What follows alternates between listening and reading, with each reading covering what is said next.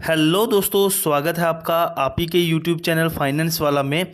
तो दोस्तों, आज की वीडियो हम आपके लिए लेके आए हैं एलआईसी का Jeevan Umang plan.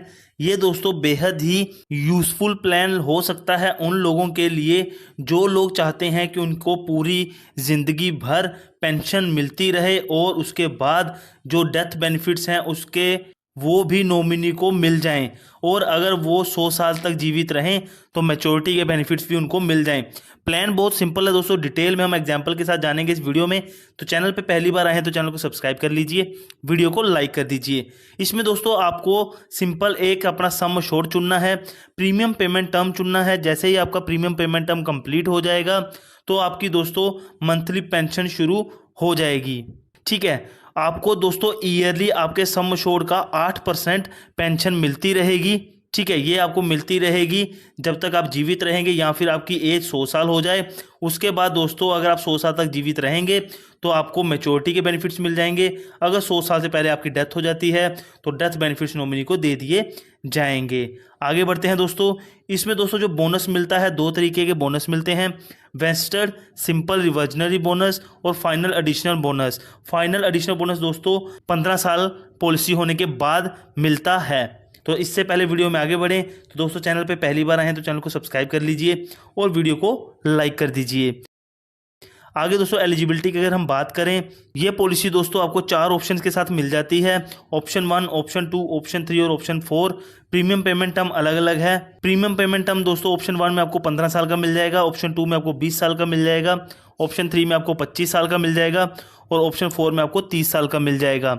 Maximum entry as की बात करें तो ऑप्शन 1 में दोस्तों 55 साल रखी गई है, ऑप्शन 2 में 50 साल रखी गई है, ऑप्शन 3 में 45 साल और ऑप्शन 4 में दोस्तों 40 साल रखी गई है।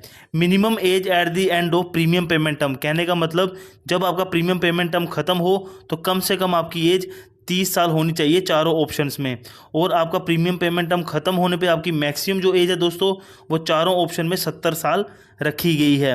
मिनिमम एंट्री एज की बात करें तो ऑप्शन 1 में आपको 15 साल मिल जाता है, ऑप्शन 2 में 10 साल, ऑप्शन 3 में 5 साल और ऑप्शन 4 में 90 दिन देखने को मिल जाता है।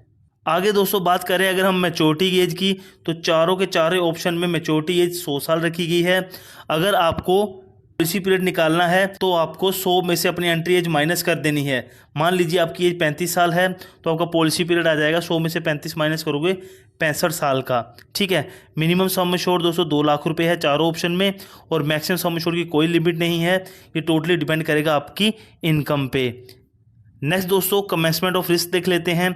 अगर आप ये पॉलिसी किसी बच्चे के लिए लेते हो, अगर बच्चे की उम्र 8 साल या फिर उससे ज़्यादा है तो इमीडिएटली रिस्क कवर शुरू हो जाता है। लेकिन अगर बच्चे की उम्र 8 साल से कम है तो दोस्तों 2 चीज़ें होंगी, या तो बच्चे की एज पहले 8 साल हो जाए तो रिस्क कमेंसमेंट हो जाएगा, या फिर पॉलिसी लेने के 2 साल बाद रिस्क कवर शुरू हो जाएगा।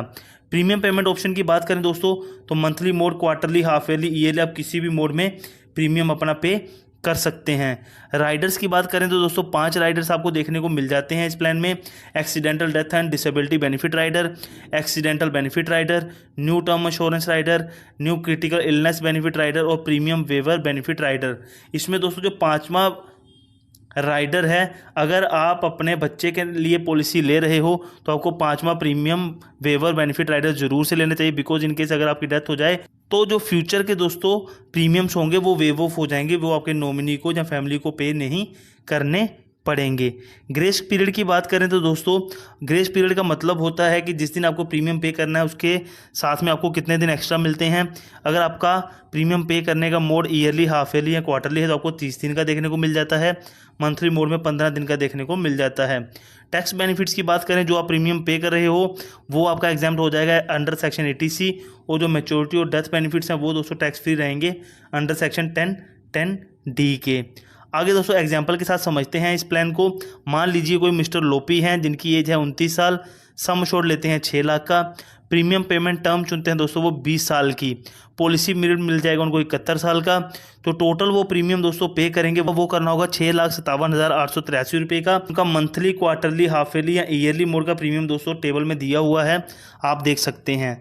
उसके बाद दोस्तों जैसे उनका प्रीमियम पेमेंट टर्म 20 साल का ख़त्म हो जाएगा तो उनकी दोस्तों सालाना 48,000 रुपये पेंशन शुरू हो जाएगी। अगर वो 100 साल तक जीवित रह जाते हैं तो उनकी एज 100 साल होने पे सम एश्योर्ड का 6 लाख रुपए, वेस्टल सिंपल रिवर्जनरी बोनस 26,71,200 रुपये और फाइनल एडिशन बोनस 17,75,000 रुपये, टोटल मिला के 50,16,200 रुपये अप्रोक्सीमेट उनको मिल जाएंगे।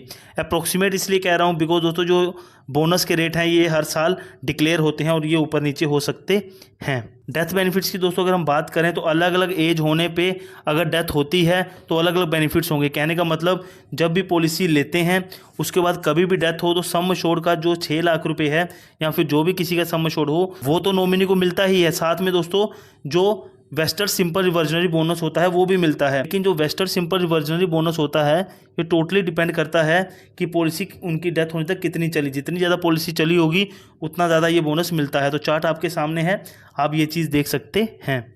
अगर दोस्तों कोई बंदा पॉलिसी को सरेंडर करना चाहता है तो 2 साल बाद सरेंडर कर सकता है।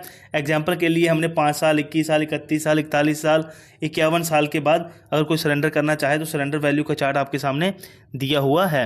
लोन की दोस्तों बात करें तो आप अपनी पॉलिसी लेने के 2 साल बाद लोन भी ले सकते हैं। अगर आपकी पॉलिसी चल रही है तो सरेंडर वैल्यू का 90% तक लोन मिल जाएगा। अगर आपकी पेड अप पॉलिसी है तो सरेंडर वैल्यू का 80% तक लोन आपको मिल जाएगा। केस दोस्तों अगर आपकी पॉलिसी क्लोज हो चुकी है, आपने प्रीमियम नहीं भरे थे या आपकी पॉलिसी पेड अप पॉलिसी में कन्वर्ट हो चुकी है तो आप अपनी पॉलिसी को रिवाइव कर सकते हैं 5 साल के अंदर अंदर। जो भी आपने प्रीमियम बचा हुआ है वो इंटरेस्ट के साथ पे करने के बाद। तो दोस्तों आप अपनी पॉलिसी को पेड अप वैल्यू में कन्वर्ट करते हैं तो आपकी पॉलिसी चलती रहेगी, जिसमें कि आपका जो सम एश्योर्ड है आपके पेड अप वैल्यू के हिसाब से कम हो जाएगा लेकिन पॉलिसी चलती रहेगी। पेड अप वैल्यू दोस्तों एक काफ़ी अच्छी चीज़ है जो आपको जानना बेहद ज़रूरी है। इस पर एक डिटेल वीडियो हम अपने चैनल पे 1-2 दिन में लाने वाले हैं, तो दोस्तों उस वीडियो को ज़रूर से देखिएगा अगर आप अपनी पॉलिसी को सरेंडर करने का सोच रहे हैं या बंद करने का सोच रहे हैं।